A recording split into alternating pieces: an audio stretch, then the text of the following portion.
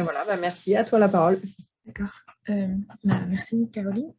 Donc moi je m'appelle Tetske Bakker et je vais vous présenter faire la présentation de ma soutenance de thèse donc, qui portait sur les démarches participatives, l'évaluation des effets des démarches participatives par les changements de pratiques agricoles avec un terrain qui était en Afrique de l'Ouest, au Burkina et au Togo. Donc, ma thèse a été faite sous la direction de Stéphane de Tourdenay et Patrick Duguay à l'UMR Innovation au CIRAD et elle a été menée en partenariat scientifique et financier avec l'ONG Agronomes et Vétérinaires sans frontières et la FAO. Et donc, les champs écoles sont apparus en réaction au modèle de diffusion de l'innovation. Dans ce modèle, les innovations sont mises au point par la recherche, diffusées par des conseillers et adopté par des agriculteurs. Donc c'est un modèle assez linéaire et descendant et les agriculteurs sont limités finalement à un rôle de récepteur passif en bout de ligne. Et de nombreux travaux ont mis en évidence les limites de ce modèle, notamment que les chercheurs ne peuvent pas proposer des adaptations à toutes les situations rencontrées par les agriculteurs, mais aussi que ce modèle ne prend pas en compte le raisonnement des agriculteurs, ni ne valorise leurs connaissances et leur expérience. Et donc, ces travaux ont progressivement reconnu que l'innovation, ce n'est pas uniquement l'application de résultats de recherche, mais c'est un processus organisationnel et technique. Et donc, le nouveau modèle proposé se focalise sur les interactions entre agriculteurs, chercheurs et conseillers. Et les champs écoles sont emblématiques de ce changement de paradigme, notamment pour le conseil agricole. Ils sont emblématiques parce qu'ils se reposent sur l'apprentissage expérientiel, c'est-à-dire apprendre en faisant, comme on peut voir sur cette première photo de repiquage de l'oignon. Il se repose également sur les dynamiques collectives et les échanges de groupe, comme on peut le voir sur la deuxième photo. Et il cherche à inclure les connaissances et les expériences qu'ont acquis les agriculteurs tout au long de leur vie. Et donc, au-delà d'un dispositif de conseil agricole, les champs écoles sont qualifiés par certains auteurs d'investissement dans l'éducation des adultes et d'expériences d'apprentissage transformatif, notamment parce qu'ils visent le renforcement des compétences des agriculteurs et le renforcement de la capacité à résoudre les problèmes par eux-mêmes, donc notamment les compétences d'adaptation et d'expérimentation de pratiques. Les champs écoles cherchent également à renforcer les compétences de gestion de l'agroécosystème par les agriculteurs. Les champs écoles sont apparus en Asie du Sud-Est dans les années 90 sur la gestion intégrée de l'agroécosystème risicole, où des interactions entre des chercheurs, des conseillers et des agriculteurs ont amené les agriculteurs à comprendre que l'épandage systématique de pesticides aggravait un problème de gestion des ravageurs, et notamment en détruisant les insectes auxiliaires. Et donc, le principe des champs écoles, c'est d'être localement adapté aux conditions et centré sur les priorités des agriculteurs. Et donc, ces grands principes font des champs écoles une intervention particulièrement intéressante pour l'accompagnement des agriculteurs dans l'écologisation de leurs pratiques. Mais donc ça, ce sont les principes généraux. Mais concrètement, qu'est-ce que c'est un champ école? Un champ école, donc, c'est composé par les interactions entre un groupe d'agriculteurs et d'agricultrices d'une même localité avec un facilitateur qui peut être soit un conseiller ou soit un agriculteur formé spécialement. Et dans leurs discussions, dans leurs échanges sur les pratiques et les problèmes et les options possibles, ils identifient un thème, une culture ou bien un problème à traiter et ils mettent en place de petites parcelles d'essai dans la parcelle du champ école. Et tout au long du cycle de culture, ils se réunissent régulièrement pour faire les opérations culturelles, mais également pour mener des activités d'observation de l'agroécosystème et de discussion sur les cultures en place. Et à la fin de la saison de culture, ils font ensemble un bilan qui porte sur les performances agronomiques et économiques des options techniques testées, mais aussi en incluant des indicateurs propres aux agriculteurs, notamment tout ce qui a trait aux besoins en trésorerie à certaines périodes données, la pénibilité du travail, le calendrier de travail, par exemple.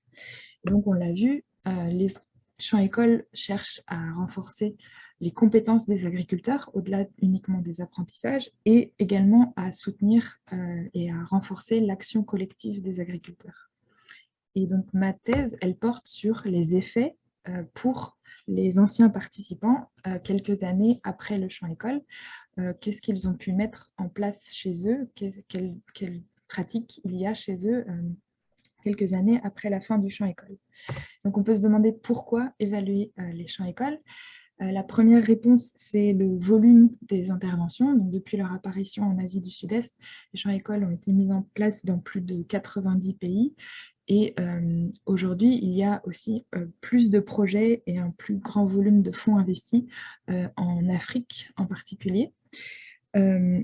Les champs écoles ont été promus par des institutions, et notamment la FAO, qui a contribué à formaliser un petit peu les champs écoles à l'aide de guides méthodologiques, mais aussi par des bailleurs tels que la Banque mondiale et des organisations comme de nombreuses ONG.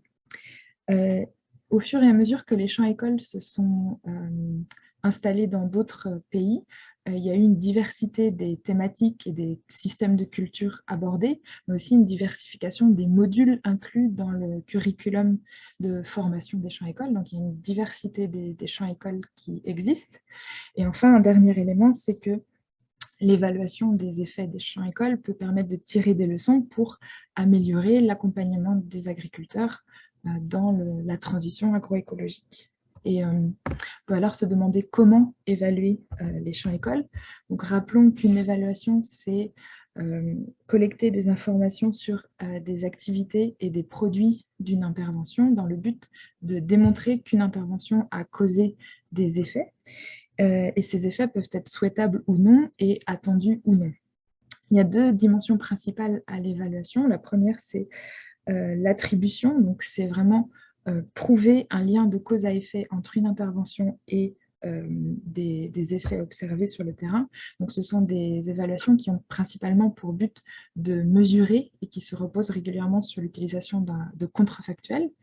Et une deuxième dimension complémentaire, c'est la dimension de contribution à l'impact, qui reconnaît que les agriculteurs, les participants à une intervention, font partie d'ensembles plus larges et qu'une intervention est toujours inscrite dans un contexte particulier.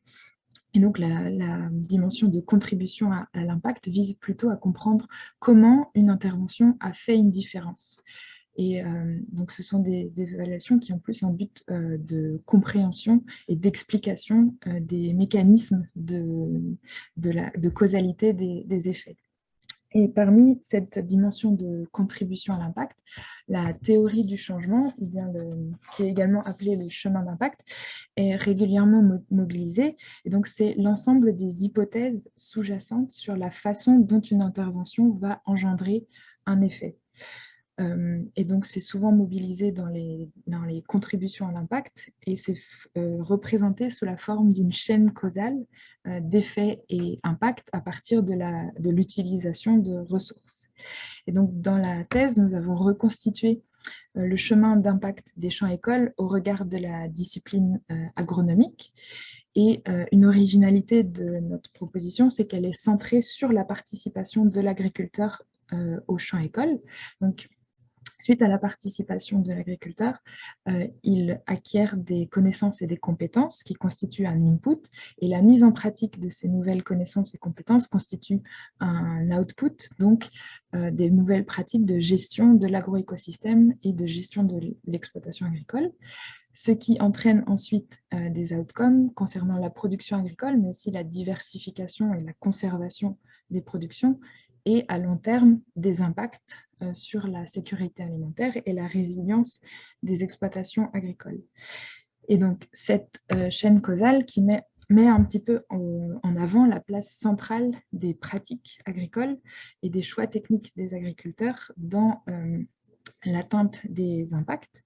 Et nous faisons l'hypothèse qu'étudier les changements de pratiques peut fournir des éléments pour améliorer la conception des interventions de conseil et d'accompagnement des agriculteurs. Donc, l'objet de recherche de la thèse, c'est les effets en termes de changement de pratique suite à la participation à un champ école.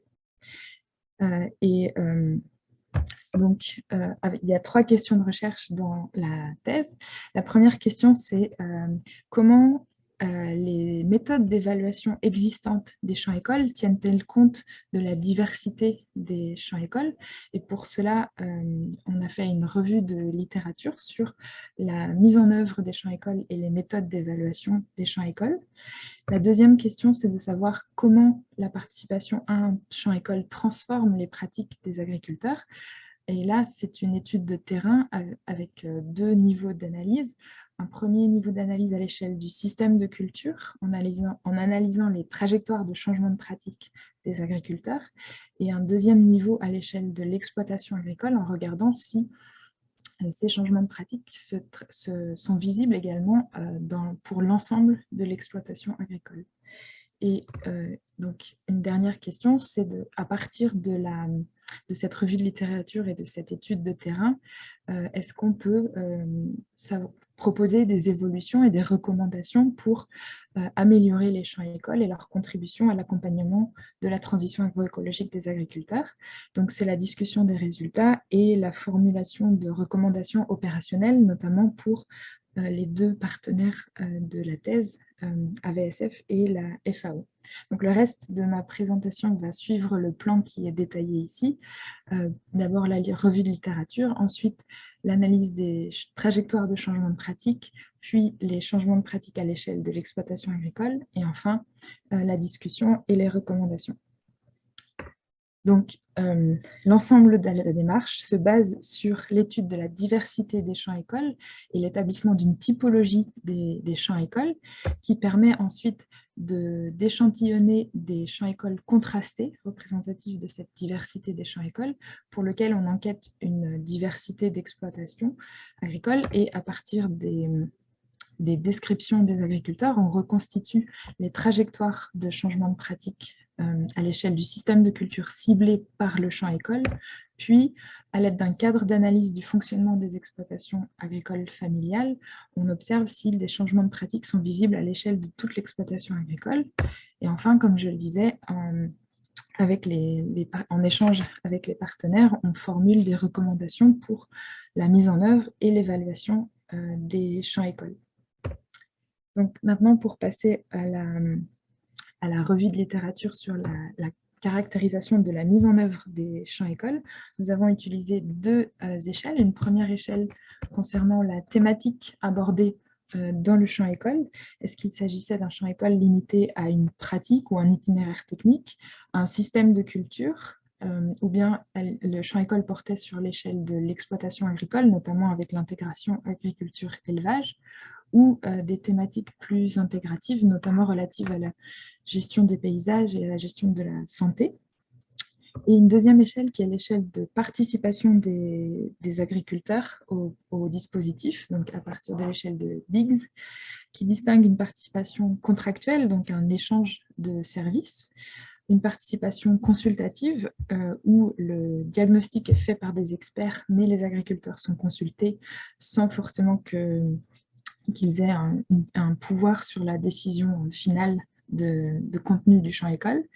La participation collaborative où le contenu du champ école est discuté entre agriculteurs et conseillers. Et enfin, une participation collégiale où on vise l'autonomisation des producteurs donc en partenariat avec des conseillers. Et donc, notre revue de littérature a porté sur 34 articles décrivant une évaluation des impacts des champs écoles.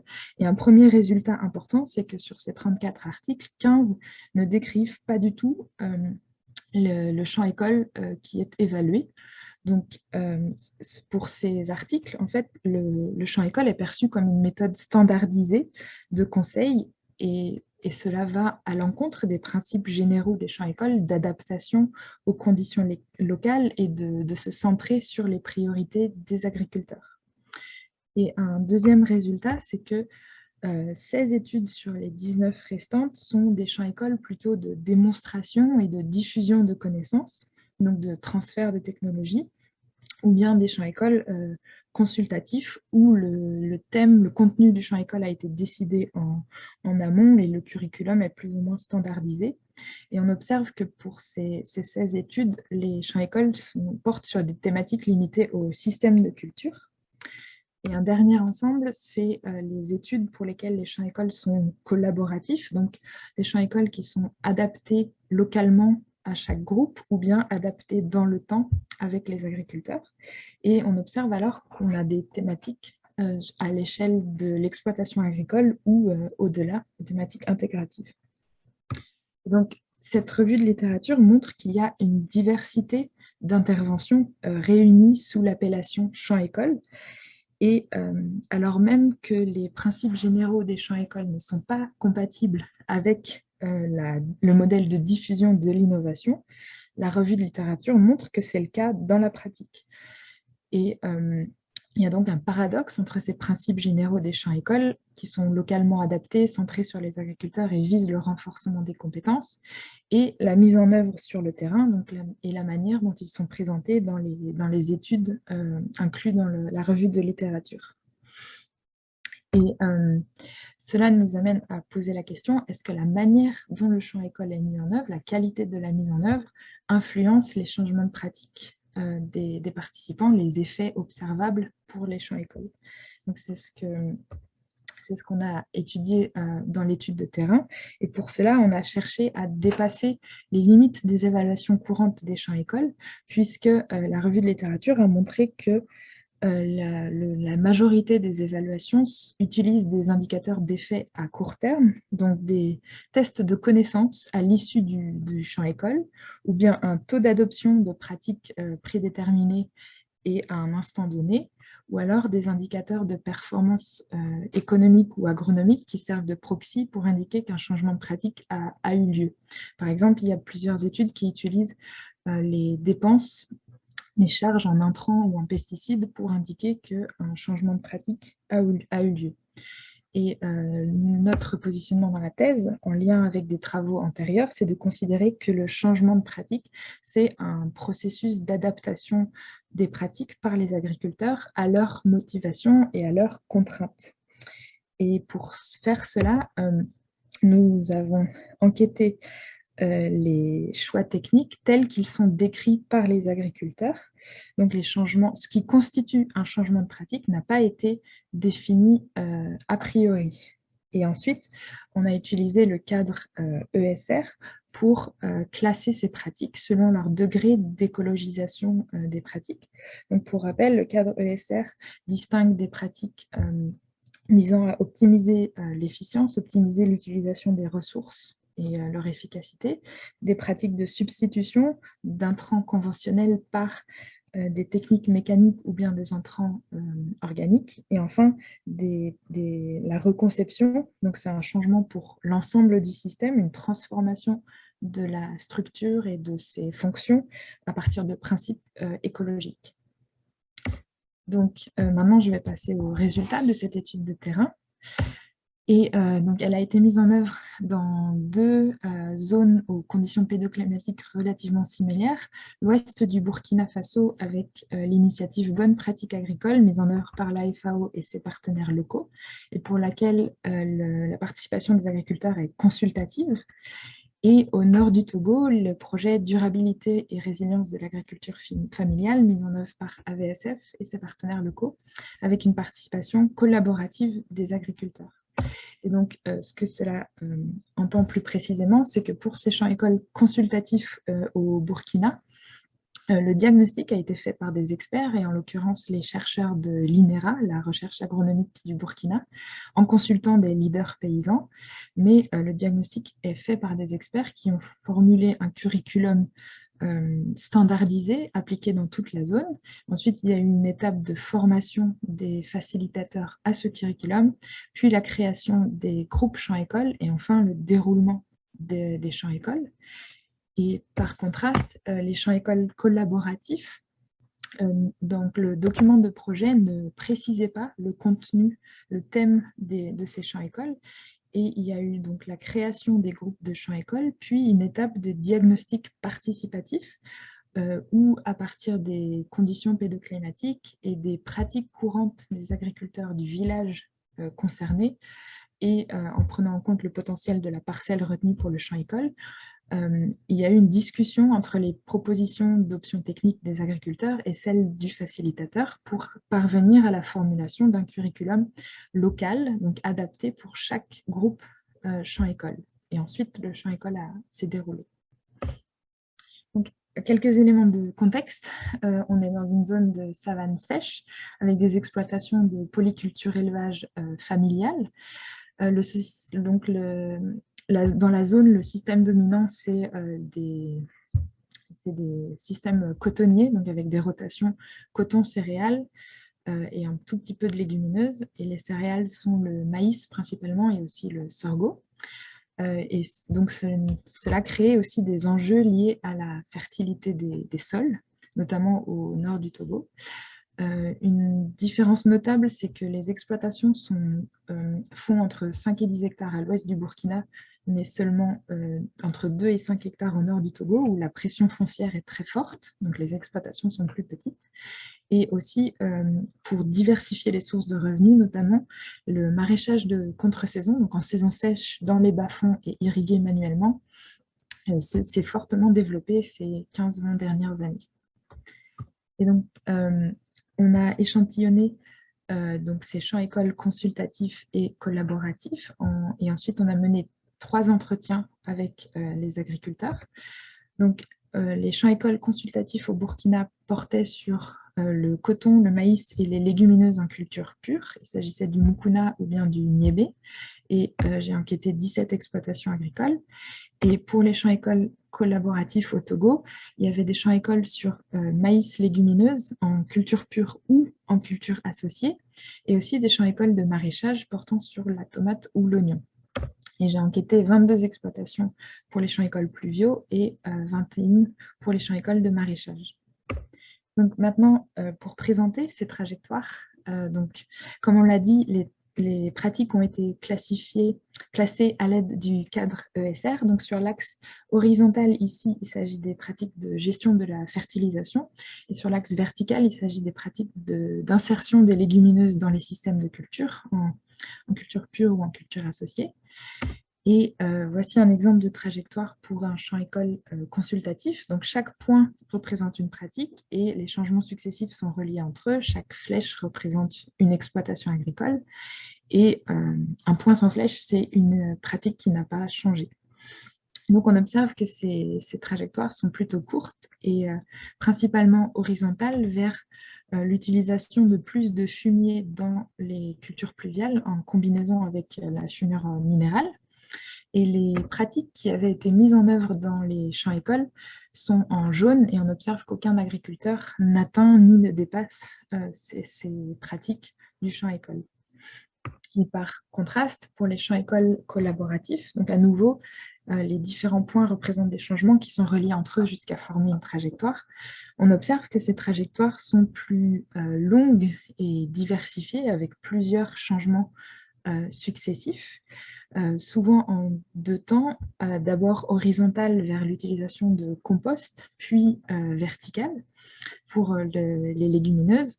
Et les pratiques du champ-école qui sont ici surlignées en bleu sont dans certains cas atteintes, voire dépassées. Notamment sur l'axe horizontal, il y a le champ-école portait sur l'utilisation et la production de compost dans une seule fosse compostière. Et un certain nombre d'agriculteurs ont cherché à intensifier la production de compost dans leur exploitation, donc en utilisant du compost produit en tas ou en creusant des fosses compostières supplémentaires ou en achetant du fumier auprès des éleveurs peuls. Et donc, on a considéré que c'était une reconception parce que ça entraîne des changements dans l'organisation de toute l'exploitation agricole, notamment en saison sèche, pour aller ramener des résidus de culture pour faire du compost et ensuite produire ce compost, puis le transporter jusqu'aux parcelles. Et aussi, sur l'axe vertical, on a observé une très grande diversité d'associations céréales légumineuses, maïs, soja sur la photo. Et là aussi, il s'agit d'une reconception puisque L'association traditionnelle dans la zone au Togo consiste à semer une ligne de légumineuses en perpendiculaire des billons tous les 4 à 8 mètres. Et là, les agriculteurs ont adapté plusieurs schémas d'association, que ce soit en ligne alternée ou bien en poquet alterné, donc dans le but d'augmenter la production de légumineuses sans impacter la production de maïs, qui est leur objectif principal. Donc, pour revenir à l'ensemble des champs écoles étudiés, on observe que les trajectoires des champs écoles consultatifs sont courtes et assez limitées, tandis que pour les champs écoles collaboratifs, les trajectoires sont plus longues en plusieurs étapes et elles sont assez diversifiées. Et maintenant, pour présenter aussi des trajectoires de champs écoles maraîchers au Togo, donc champs écoles collaboratifs, à nouveau, les pratiques sont caractérisées sur l'axe horizontal. Il s'agit des pratiques de gestion de la fertilisation, et sur l'axe vertical, il s'agit des pratiques de gestion de protection des cultures, donc en conventionnel ou en protection intégrée. Et donc, dans cet exemple de champ école sur la tomate, on observe à nouveau des trajectoires assez diverses et que dans certains cas, les pratiques mises en œuvre dans le champ école, qui sont en vert, sont dépassées, notamment sur l'axe vertical de production de biopesticides. Le champ école portait sur l'utilisation de biopesticides à base de Nîmes, ail, oignon et piment, produits individuellement, et les agriculteurs ont pris des initiatives pour préparer collectivement ces biopesticides, en premier lieu pour faire des économies d'échelle sur la macération, la filtration de tous ces biopesticides, mais aussi parce qu'ils ont compris que ces biopesticides ont une action principalement répulsive sur les insectes, et donc de produire collectivement et de traiter tout le monde le même jour dans un même bas-fond permet d'éviter qu'il y ait des parcelles qui servent de refuge aux insectes et donc de réservoir, et qui diminuent l'efficacité dans le temps du traitement avec les biopesticides. Donc il y a une reconception avec une vision à la fois spatiale et temporelle de l'utilisation de ces biopesticides. Et pour cet autre exemple, il s'agit d'un champ école de maraîchage sur l'oignon avec un groupe principalement de femmes. Et là, on observe sur l'axe horizontal qu'elles ont dépassé aussi les pratiques du champ école qui portaient sur l'utilisation de compost produits à la ferme. Et parce que ces femmes ont souvent peu d'accès au fumier ou aux déjections des animaux, et donc elles ont pris l'initiative de préparer du compost collectivement en mettant en commun le peu de déjections auxquelles elles avaient accès pour produire un compost de meilleure qualité et en plus grande quantité que ce qu'elles pouvaient avoir individuellement. Donc elles ont également pris des initiatives collectives. Donc, pour conclure sur cette première partie de résultats des études de terrain, la manière dont les champs écoles ont été mis en œuvre a influencé les trajectoires de changement de pratique, notamment pour les champs écoles consultatifs, des trajectoires plutôt courtes, et pour les champs écoles collaboratifs, des trajectoires avec de la reconception et des changements successifs par les agriculteurs, donc une reconception pas à pas des systèmes de culture par les agriculteurs. Les caractéristiques de ces champs écoles collaboratifs nous ont amenés à les positionner pour les interactions entre les acteurs, nous ont amenés à les positionner comme un processus de co-conception entre facilitateurs et agriculteurs. Et donc, une question qui est également soulevée dans la littérature, c'est de savoir quelle est la mise en œuvre par les agriculteurs après la participation à un processus de co-conception. Et dans le cas présent, on se demande notamment si ces champs écoles collaboratifs au Togo ont amené également des changements à l'échelle de toute l'exploitation agricole et pas uniquement dans le système de culture ciblé par le champ école qu'ils ont suivi. Et donc, pour faire cette deuxième partie de l'analyse des résultats, on s'est basé sur une représentation simplifiée des exploitations agricoles familiales en zone cotonnière qui distingue donc des ressources et contraintes internes à l'exploitation, et notamment la main-d'œuvre, l'accès au foncier et l'équipement, qui sont partagés pour des ateliers collectifs qui sont ici en bleu. Donc, il s'agit de l'atelier du système de culture pluviale du ménage pour produire les céréales pour alimenter la famille toute l'année, mais aussi les élevages du ménage et la production de fumure organique. Mais chaque membre du ménage a également la possibilité de mener des activités individuelles en jaune. Donc, il s'agit notamment du maraîchage, qui est un atelier individuel, mais aussi dans le système de culture pluviale, les hommes et les femmes ont la possibilité d'avoir des parcelles gérées individuellement. Par exemple, les femmes ont souvent une parcelle de riz et parfois de légumineuses.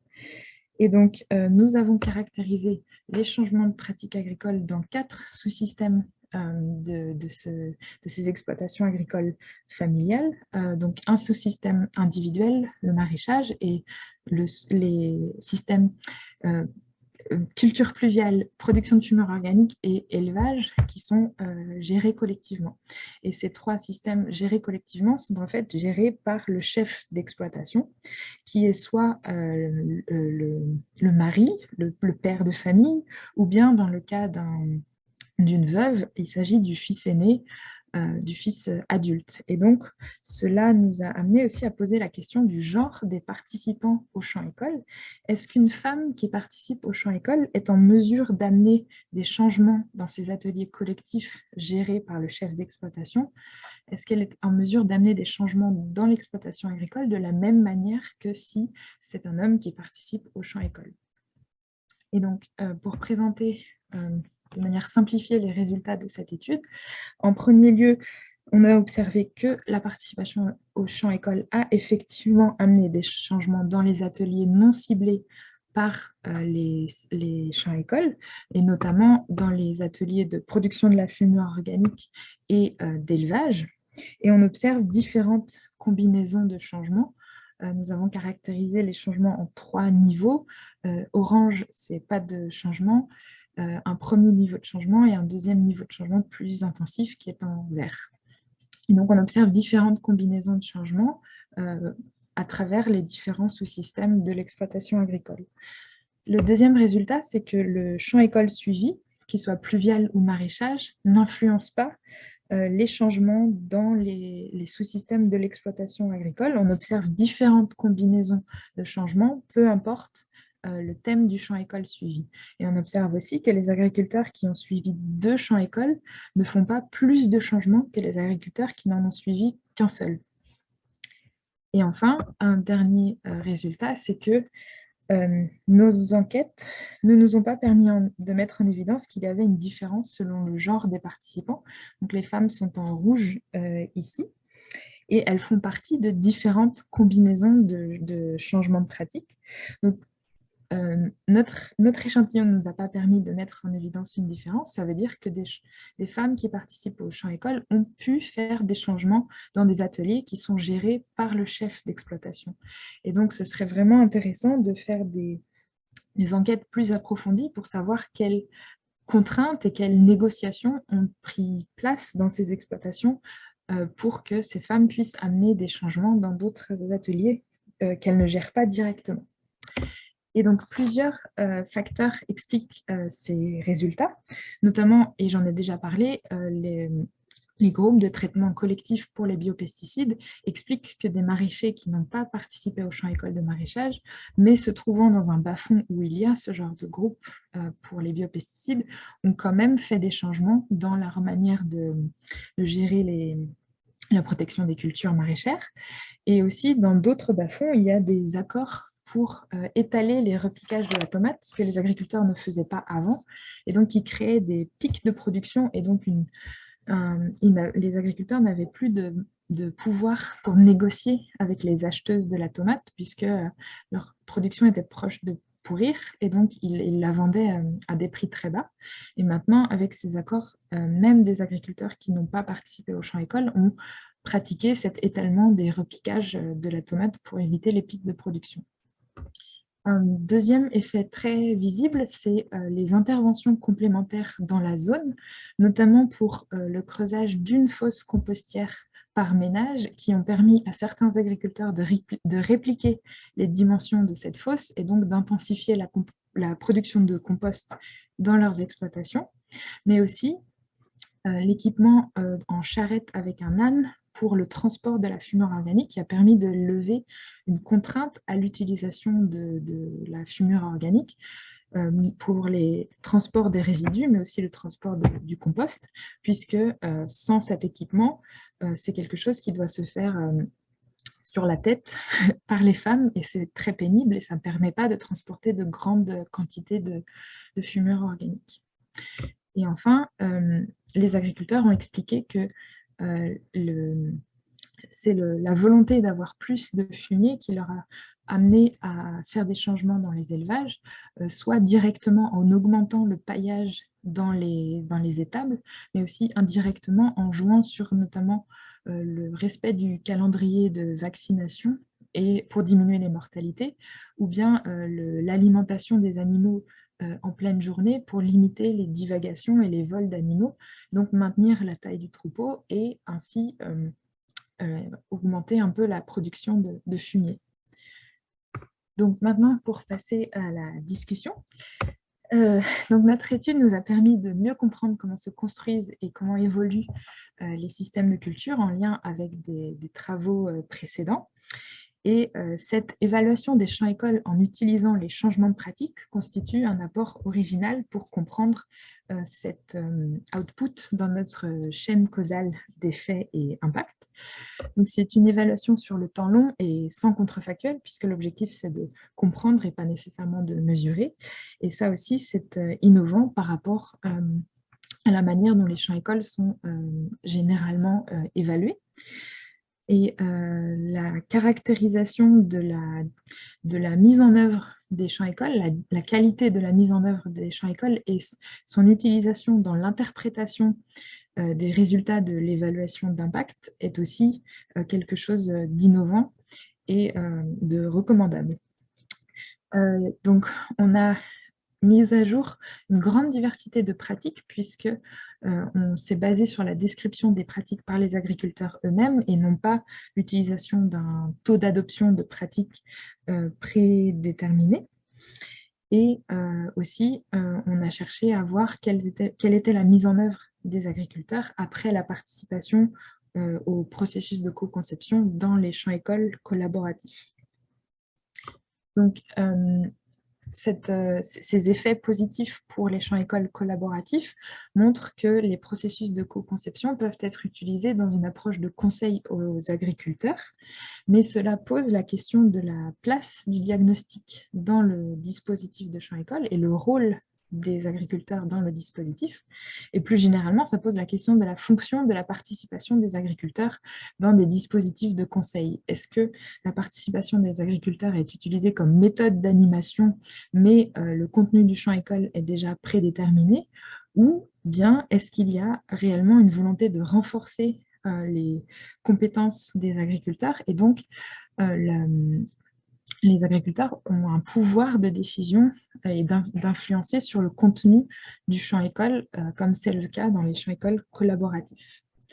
Et donc, cette observation nous amène à positionner ces champs-écoles collaboratifs au regard d'autres travaux sur la co-conception en Afrique, notamment les travaux de Anne Périnel, qui combinent une tracosinnovation avec des essais de prototypage participatif, puis des essais d'adaptation individuelle par les agriculteurs, mais aussi les travaux de Esther Rohner, qui combinent, elle, des parcelles de démonstration d'un assortiment d'options techniques, puis des essais d'adaptation individuelle par les agriculteurs.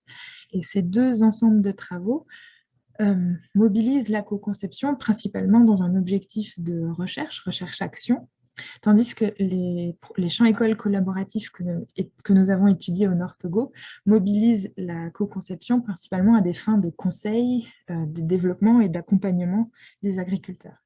Et donc, il y a des compromis différents entre la production de connaissances génériques et la résolution des problèmes locaux des agriculteurs. Et les travaux d'Anne Périnel mettent aussi en évidence la complémentarité qu'il pourrait y avoir entre une tracosinnovation et les champs-écoles collaboratifs, puisque la tracosinnovation permet d'identifier des systèmes de culture innovants déjà mis en place dans une zone par des agriculteurs, donc qui répondent à des contraintes et des critères des agriculteurs. Et ce serait particulièrement intéressant de mobiliser les résultats d'une telle track à l'étape de diagnostic participatif dans des champs-écoles collaboratifs.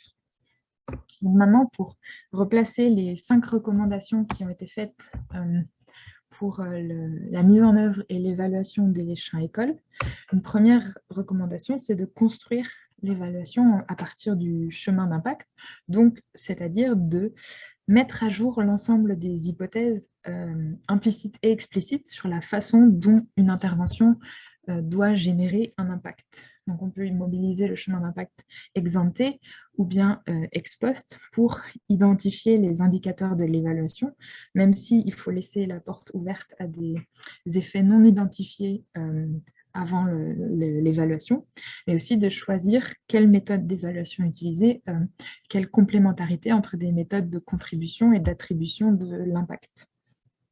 Une deuxième recommandation, c'est d'inclure une caractérisation de la mise en œuvre de l'évaluation pour l'interprétation, une caractérisation de la mise en œuvre de l'intervention pour l'interprétation des résultats de l'évaluation d'impact. Donc décrire précisément comment le champ école a eu lieu, à quel moment a eu lieu le diagnostic et quel était le rôle des agriculteurs dans celui-ci, quelle était la fonction de la participation dans l'intervention et quels étaient les apprentissages des agriculteurs, mais aussi des facilitateurs. Et une troisième recommandation pour l'évaluation, c'est d'évaluer sans se limiter à un test de connaissance ou à un taux d'adoption de pratiques prédéfini. Donc, ne pas définir forcément a priori ce qui constitue un changement de pratique. Donc, aussi, c'est intéressant de se baser sur les indicateurs utilisés par les agriculteurs pour évaluer les pratiques et de reconnaître la valeur de l'adaptation et de l'expérimentation de pratiques par les agriculteurs. Concernant la mise en œuvre des champs-écoles, donc il y a une recommandation de favoriser une participation collaborative et non pas uniquement consultative pour essayer de mobiliser un processus de co-conception.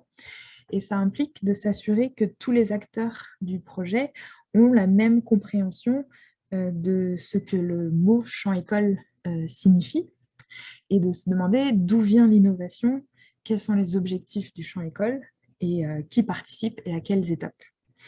Donc, il s'agit d'éviter des choix préanalytiques sur le contenu des champs-écoles, ce qui oblige les facilitateurs à être dans une posture d'écoute et de reformulation des propositions des agriculteurs. Donc, il y a aussi un vrai enjeu sur la formation initiale et continue des conseillers et des facilitateurs. Et enfin, une dernière recommandation, c'est d'insérer les champs-écoles dans des approches complémentaires.